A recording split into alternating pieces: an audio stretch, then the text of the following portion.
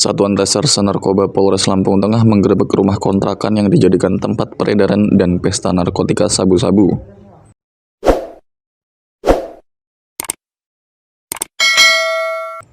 Upaya penggerebekan tersebut dilakukan di rumah kontrakan di wilayah Kampung Fajar Bulan, Kecamatan Gunung Sugih, Kabupaten Lampung Tengah, pada Senin 23 Juni 2025, sekira pukul 17 waktu Indonesia Barat.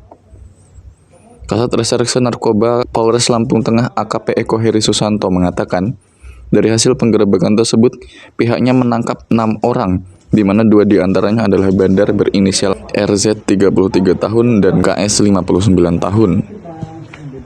Selain menangkap 2 orang bandar dan 4 orang pengguna, Polres Lampung Tengah juga mengamankan 34 paket narkotika jenis sabu-sabu seberat 14,9 gram.